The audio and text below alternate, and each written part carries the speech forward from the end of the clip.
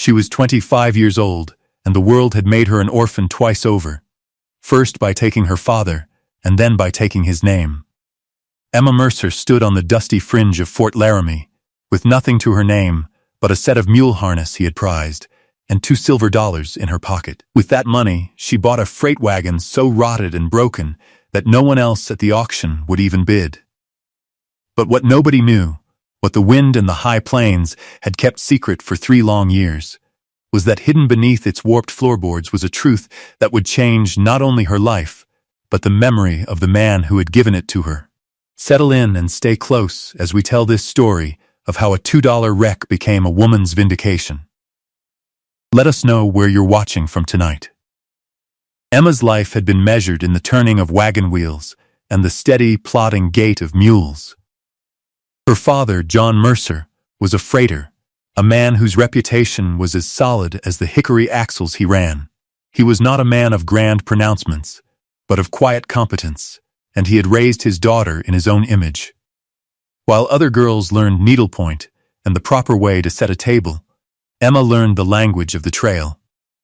She learned the difference in the scent of rain on dust versus rain on pine, how to read the clouds for hail, and how to spot the subtle dip in the land that meant water might be found. Her mentor was her father, a man with hands calloused from leather reins and hot iron, but whose touch was always gentle when he showed her how to splice a rope or set a splint on a mule's leg. He taught her that a well-maintained wagon was a living thing, a partnership of wood and iron that you had to know intimately. "Listen to it, Em," he would say, his hand resting on a side panel. "It'll tell you what it needs. A loose bolt will chatter, a dry hub will groan. You just have to listen." Her world was the vast open country of the Wyoming Territory, the creak of leather, the jingle of trace chains, and the low, reassuring murmur of her father's voice against the endless wind. The beloved object of her childhood was not a doll, but a piece of his work. A small, perfectly tooled leather pouch he'd made for her to carry the fossils and strange rocks she found along the trail. He had died with it in his pocket, and it had not been returned to her. All she had left was his primary mule harness, the one he used for his lead mule, Belle. The brass buckles were heavy in her hands, the leather still holding the faint scent of his sweat and the oil he used to keep it supple. It was the last tangible piece of his skill, of his life's work. Their undoing had come not with a dramatic crash or a sudden illness, but with a piece of paper, an army contract to haul a payroll shipment from Cheyenne to Fort Fetterman, with a stop at Fort Laramie. It was the most lucrative contract John had ever secured, a testament to his years of reliability. He had checked every board, every spoke, every inch of canvas on his 2 Murphy wagons. Emma, then 22, had helped him, her eye as keen as his. The shipment was loaded under the watchful eye of a young, ambitious officer, Captain Thorne, and escorted by a small cavalry detail. But the wagons never reached Fort Fetterman. They were found weeks later, miles off the established trail near a place called Grayback Creek, splintered and empty. The mules were gone, the guards were dead, and the Army's payroll had vanished into the thin, cold air. John Mercer, who had been riding with the convoy, was the only survivor, found wandering and incoherent miles away. He could not explain what happened.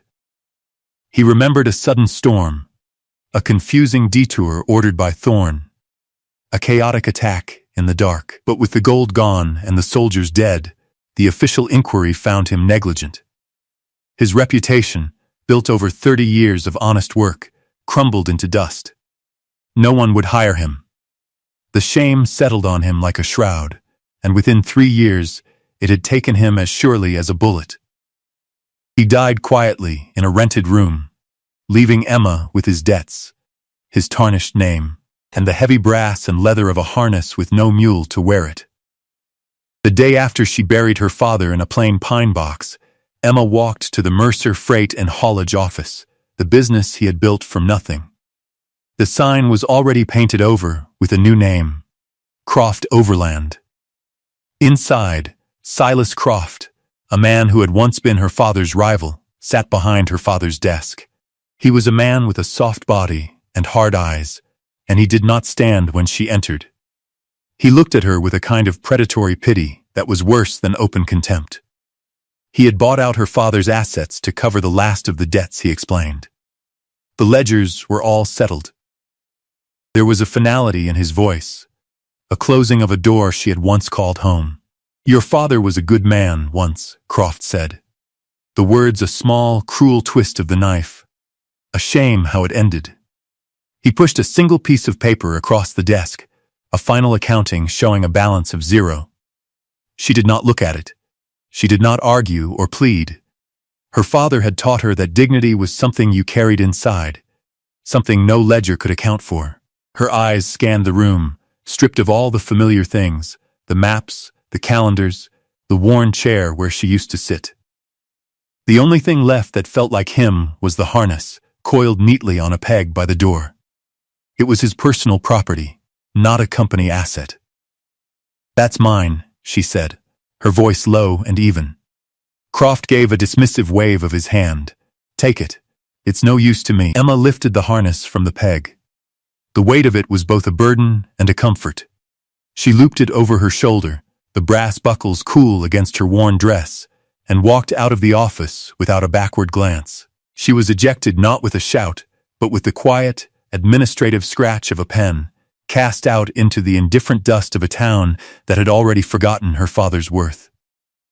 She walked away from the freight yard, the heavy harness a counterweight to the hollowness in her chest. The sounds of Fort Laramie, once the familiar backdrop to her life, now seemed alien and hostile. The clang of the blacksmith's hammer, the shouts of teamsters maneuvering their long wagons, the sharp commands of a drill sergeant on the parade ground. It was a world she was no longer a part of. She was an outsider, the daughter of a man branded a failure. The weight on her shoulder was more than leather and brass. It was the entire physical memory of her father's labor. She could feel the worn spots where his hands had gripped it, the slight curve in the leather that had molded to the flank of his favorite mule. It was an anchor in the swirling uncertainty of her future. She made her way to the edge of the settlement where public auctions were held. It was a dusty, wind-scoured patch of ground where the army and local merchants disposed of surplus, damaged, or confiscated goods. A small crowd of men had gathered, scouts, out-of-work freighters, ranchers looking for a bargain.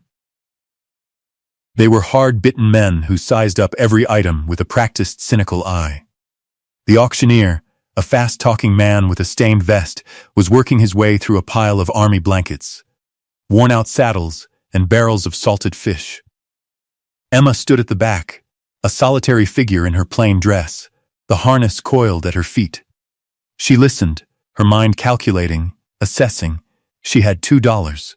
It was not enough for a saddle, not enough for a decent tool.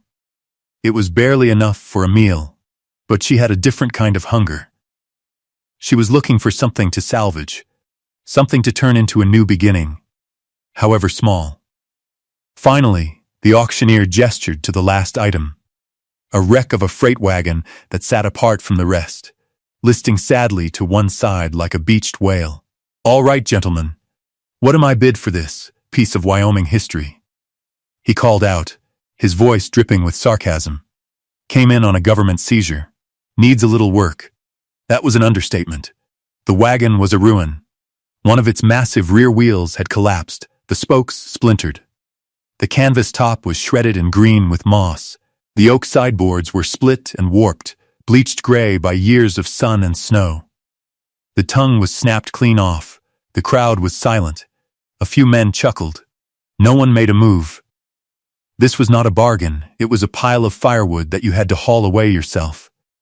"Do I hear $5? $3? $1 to take it off our hands?" The auctioneer pleaded. From the edge of the crowd, a man in buckskins watched Emma. He was lean and quiet, his face weathered by the sun. It was Peter Hollis, a scout for the fort. He knew wagons, and he knew this one's story. Emma took a breath. She saw past the rot. She saw seasoned hardwood that could be cut down for furniture or tool handles. She saw iron fittings that could be sold for scrap.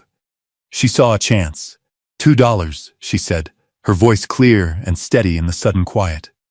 The auctioneer's head snapped in her direction, his eyes wide with surprise. He looked at Emma, then at the wreck, then back at Emma. He shrugged. Sold. For $2 to the young lady with more optimism than sense. The gavel fell with a sharp crack. The men around her looked at her with a mixture of pity and amusement. As she stepped forward to hand over her 2 silver coins, Peter Hollis moved to her side. His voice was low, not unkind. "Ma'am," he said, his eyes on the broken wagon. "You should know. That wagon is from the Grayback Creek convoy, the one that vanished 3 years ago." His words hung in the air, a quiet warning. It was not just a wreck, it was a relic of the very disaster that had destroyed her father. Emma paid the clerk her $2, the last of her money, and received a hastily scribbled bill of sale. She was now the owner of a ghost. The crowd dispersed, leaving her alone with the derelict wagon under the vast, indifferent sky. She walked toward it, her steps slow and deliberate, the bill of sale clutched in her hand. Peter Hollis's warning echoed in her mind, but it did not deter her. If anything, it strengthened her resolve. This was a piece of her father's last journey. It was hers now. She began her inspection not with sentiment, but with the practical eye he had taught her. She circled the wagon, her hands running over the rough, weathered wood. The oak of the frame was still sound in places, protected by the overhang of the wagon bed. The sideboards were sun-bleached and splintered, but the wood was dense, old-growth timber, valuable in this tree-scarce land. She ran her fingers over the iron tires, pitted with rust but thick and heavy. The scrap value alone might be worth more than she'd paid. She ducked under the chassis, her eyes tracing the lines of the axles and the reach pole that connected them. The front axle was intact, but the rear one was cracked near the hub of the collapsed wheel. A difficult, but not impossible, repair for someone who knew how. Her father had taught her the art of shrinking a new tire onto a wheel, the magic of fire and water and brute force. The thought brought a sharp pang of grief, but she pushed it down. Grief was a luxury she could not afford. Her focus now was survival. She climbed into the wagon bed, her boots crunching on debris and dried leaves. The canvas top offered little protection, its tatters flapping in the wind like prayer flags. The floorboards were the worst of it. They were warped into gentle waves from seasons of snowmelt and sun, some of them soft and punky with rot.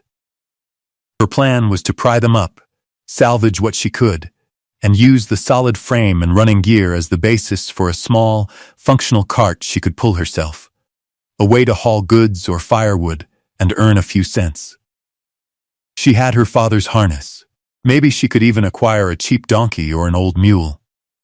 She began with the loosest boards at the back, using a small pry bar she carried in a leather roll with a few other essential tools. The nails screeched in protest as she worked them free.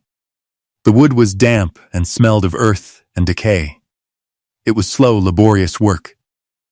As she moved forward, board by board, she noticed something odd. Near the front of the wagon bed, just behind where the driver's seat would have been, one board lay perfectly flat. It was not warped like its neighbors. Its color was a fraction darker, less bleached. She knelt, her fingers tracing its edges.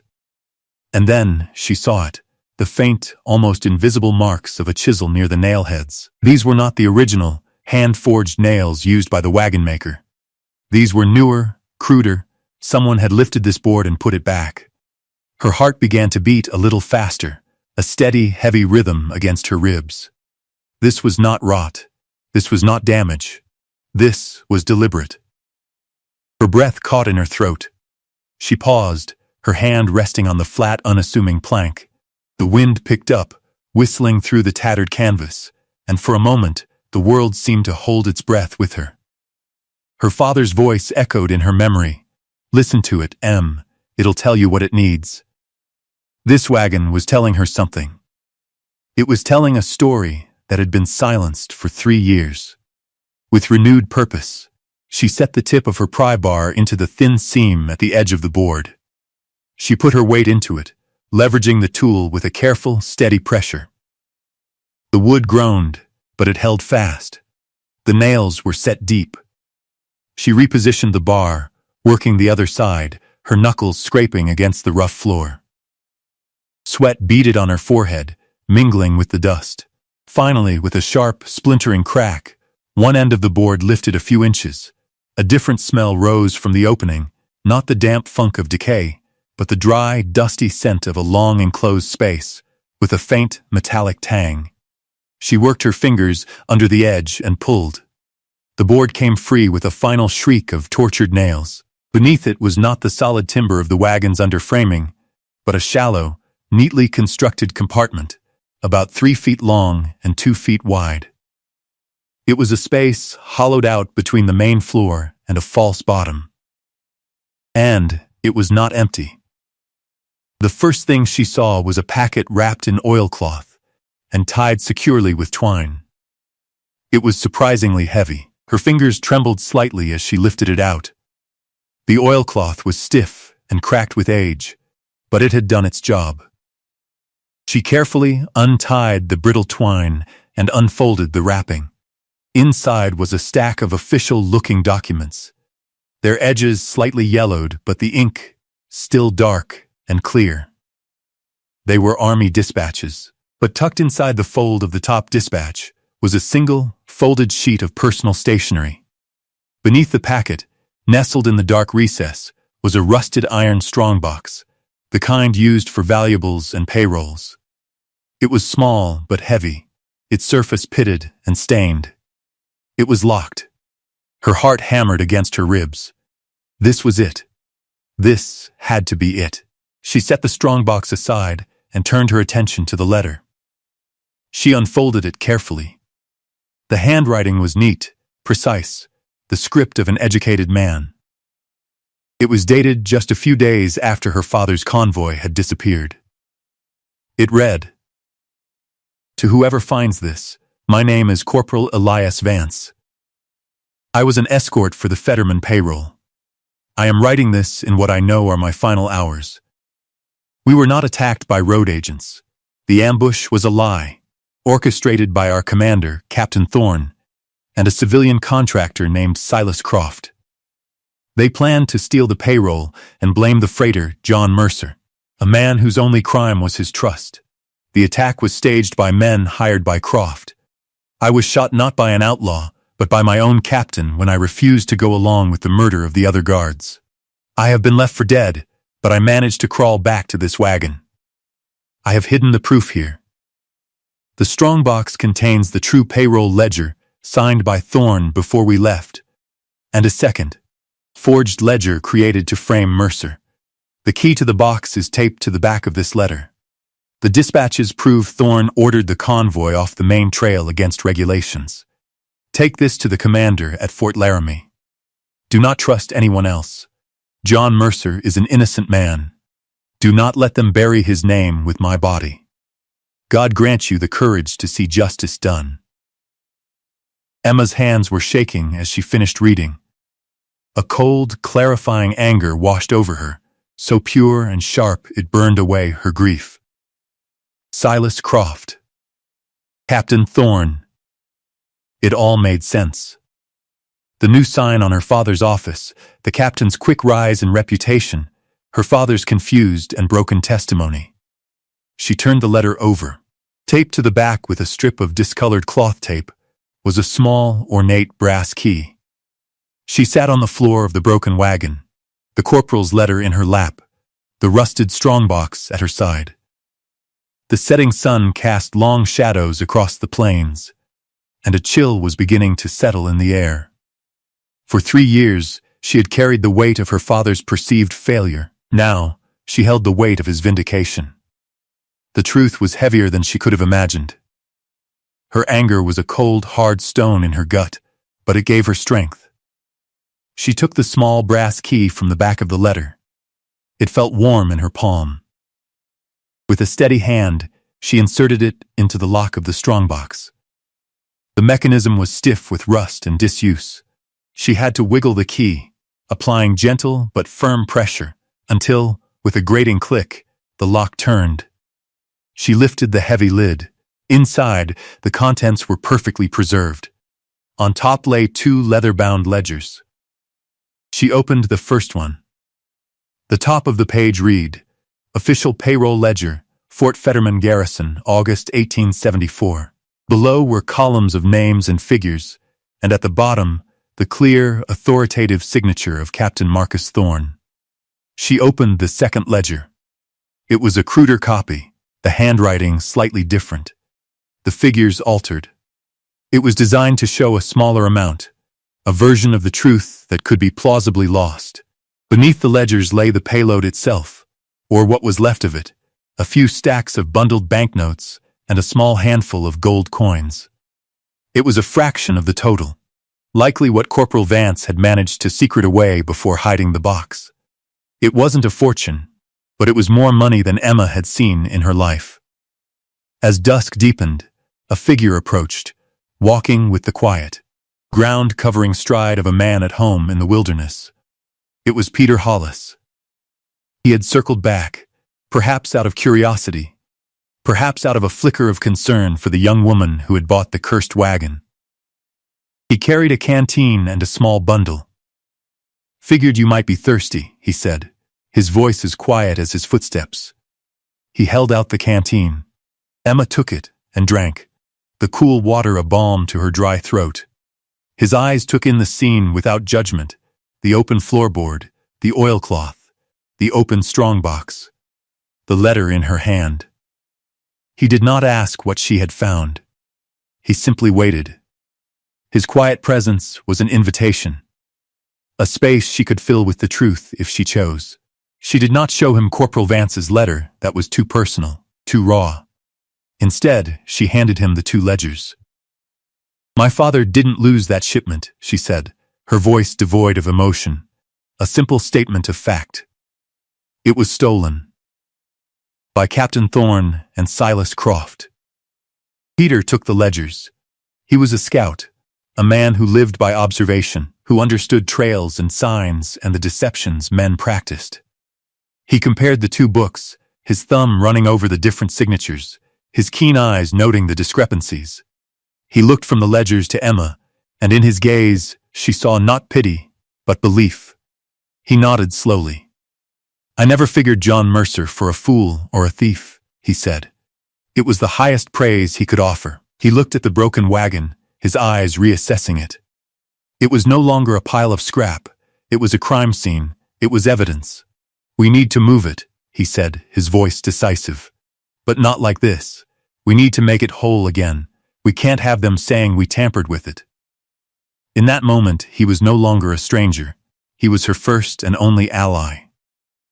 The work began the next morning at dawn. Peter arrived not with questions, but with tools, a heavy jack, a set of wood chisels, a draw knife with a well-worn handle, and a length of seasoned hickory he'd procured from the fort's quartermaster, claiming it was for a new axe handle. "This will do for the axle," he said, laying the piece of wood on the ground. "It's been drying for 2 years, strong as iron." Emma, in turn, had laid out her father's tools, the few she'd managed to keep. A spoke shave, a mallet, a small hand saw.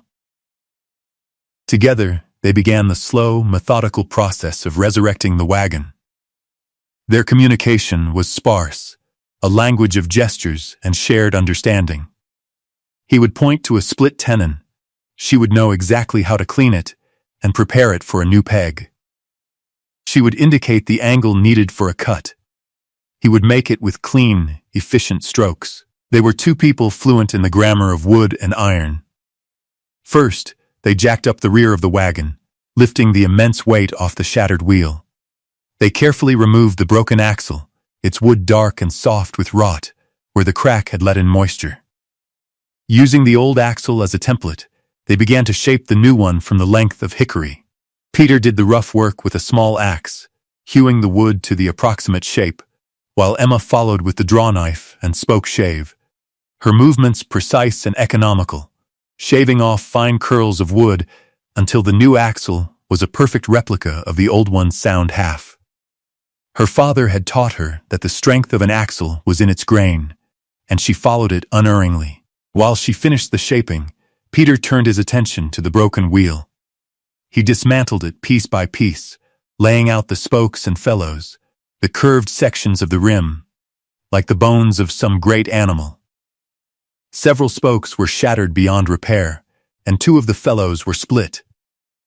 "There's a wheelwright in town," Peter said. "Schmidt, he's an old German, keeps to himself, but he has a stock of seasoned oak." They spent the afternoon in the dusty, cavernous workshop of Jakob Schmidt, a man with a face like a weathered map of the Rhine. He watched Emma run her hand over a stack of oak blanks, testing their weight and grain. He saw the way she held a spoke, sighting down its length for imperfections. He grunted, a sound of gruff approval.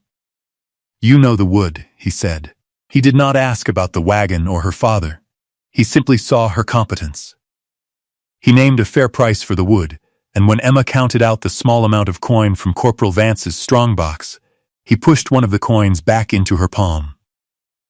"For luck," he said. Back at the wagon, they fitted the new spokes and felloes into the wheel, their mallets striking a steady rhythm. The final, most difficult task was resetting the iron tire. It had to be heated in a fire until it expanded, slipped over the wooden wheel, and then doused with water so that it would shrink and bind the entire structure together with immense force. Peter built a circular fire, and they laid the heavy iron hoop in the coals. As the iron began to glow a dull cherry red, a woman approached, carrying a covered pot. It was Mrs. Albright, the wife of another freighter who had known John Mercer for years. She had seen them working from her small house nearby. "You two have been at it since sun-up," she said, her voice warm. "You need to eat." She set down the pot, which smelled of rich beef stew, along with 2 spoons and a loaf of fresh bread. "My John always said your father was the best teamster on the plains," she added quietly, before turning and walking away. Emma and Peter ate in silence as the sun began to set, the heat from the fire warming their faces. The simple, unspoken acts of generosity from the old blacksmith and the freighter's wife were like mortar, sealing the cracks in Emma's solitary world. The community was beginning to remember John Mercer, not for how his life ended, but for how he had lived it. With the iron tire glowing in the twilight, they used long tongs to lift it from the fire. The heat was immense, a physical force that pushed them back. Working quickly, they positioned the red-hot hoop over the newly rebuilt wheel and, with heavy mallets, hammered it down into place. The smell of scorching oak filled the air. "Now!" Peter yelled, and they began dousing it with buckets of water. The hissing was explosive, a great cloud of steam erupting into the cooling air. As the iron contracted, it groaned and creaked, pulling the entire wheel into an incredibly tight, solid unit. It was whole again. They let it cool completely before greasing the new axle and fitting the repaired wheel. It spun true, silent and strong. The wagon still looked like a wreck, the canvas was still in tatters, the sideboards still bleached and scarred, but it stood level on 4 sound wheels. It was no longer a ruin, it was mobile. It was evidence that could be moved. The next morning, Peter arrived with 2 of the fort's draft horses. He hitched them to the wagon's tongue, which they had temporarily splinted. Emma climbed onto the driver's seat, the place where her father had spent so much of his life. She gathered the reins in her hands, the familiar feel of the leather, a steadying presence. With a quiet command from Peter and a click of the reins from Emma, the wagon lurched forward. It rolled. The wheels turned smoothly, the new axle holding firm. They towed it slowly and deliberately away from the auction grounds and toward the fort's main gate, a slow, public procession. Men stopped their work to watch. Soldiers on the stockade walls paused their patrols. The wagon, a ghost for 3 years, was moving again, pulled from its grave. Its journey through the center of the fort was a silent accusation. Peter and Emma brought it to a stop directly in front of the post commander's headquarters. Colonel Davies was a career officer, a man known for his rigid adherence to protocol and his intolerance for corruption. He came out onto the porch, his face a mask of stern inquiry, drawn by the commotion. "What is the meaning of this, Hollis?" he demanded. Peter stood at attention. "Colonel, this is Emma Mercer, daughter of John Mercer. And this is his wagon from the Grayback Creek convoy." Emma stepped down from the driver's seat. She held the oilcloth packet in her hands. With a composure that belied the tremor in her soul, she walked up the steps to the commander. "Colonel Davies," she began, her voice clear and steady.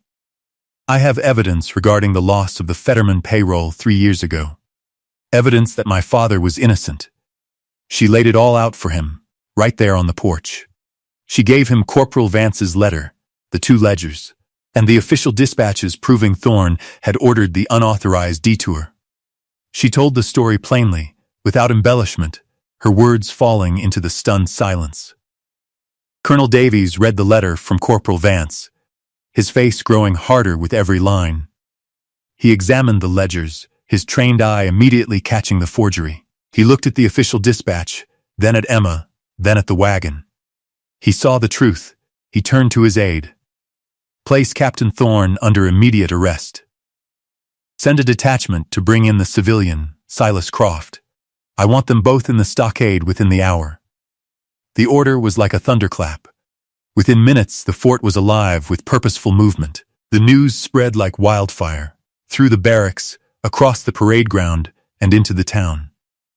Emma Mercer hadn't just cleared her father's name, she had unearthed a conspiracy that reached into the heart of the fort itself.